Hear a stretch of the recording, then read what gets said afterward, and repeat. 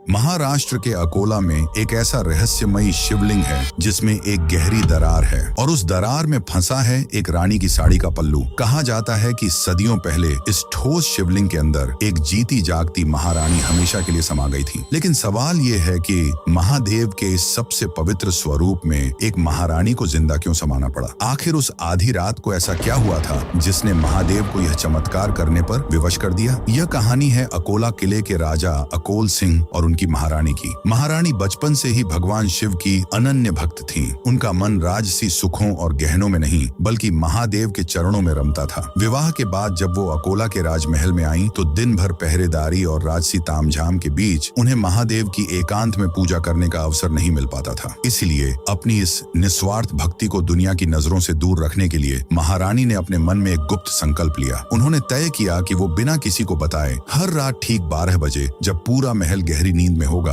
अकेले और नंगे पैर अपने आराध्य के दर्शन करने शिव मंदिर जाएंगी। यह एकांत की पूजा उनका और महादेव का एक बेहद पवित्र और निजी रहस्य था, लेकिन उन्हें नहीं पता था कि उनका यही पवित्र नियम उनके लिए काल बन जाएगा। महल के कुछ दरबारियों और पहरेदारों ने राजा के कान भरने शुरू कर दिए। महाराज, महारानी आधी रात को छुपकर महल से बाहर क्यों जाती हैं? आखिर वो इस घने अंधेरे में किससे मिलने जाती हैं? बार बार भड़काए जाने पर राजा के मन में शक का भयानक बीज पनप गया। एक रात संदेह में अंधे होकर राजा तलवार लेकर रानी के पीछे पीछे निकल पड़े। रानी को शिव मंदिर के गर्भगृह में जाते देख क्रोध से भरा राजा भी सीधे अंदर घुस गया। वहां महारानी पूरी तरह शिव के ध्यान में लीन थी। आहट सुनकर रानी ने जब आंखें खोली तो देखा कि उनका पति तलवार ताने खड़ा है। एक पतिव्रता स्त्री के लिए उसके सतीत्व पर शक किए जाने से बड़ा आघात कोई नहीं हो सकता था। रानी ने आंसुओं से भरी आंखों से अपने सामने विराजे शिवलिंग की तरफ देखा और दोनों हाथ जोड़कर कहा, हे नीलकंठ, हे त्रिलोकीनाथ, अगर मेरी भक्ति और मेरा चरित्र पवित्र है तो मुझे इसी वक्त अपने चरणों में शरण दे दो। इस कलंक और शक की दुनिया में मैं अब एक पल भी जीवित नहीं रहना चाहती। और तभी महादेव ने अपनी परम भक्त की लाज रखने के लिए अपना सर्वोच्च प्रमाण दिया। पूरे मंदिर में एक अंधा कर देने वाली दिव्य रोशनी फैल गई। वो पत्थर का शिवलिंग अत्यंत आदर के साथ बीच से 2 हिस्सों में विभक्त हो गया। महारानी सदा के लिए अपने आराध्य के उस शिवलिंग के अंदर समा गई। राजा जब तक अपनी भूल समझ पाता वो शिवलिंग वापस जुड़ गया, लेकिन रानी की साड़ी का एक पल्लू उस पत्थर के बाहर ही रह गया। राजा अपने शक के बोझ तले जीवन भर उस मंदिर की चौखट पर रोता रहा और महादेव ने अपनी भक्त को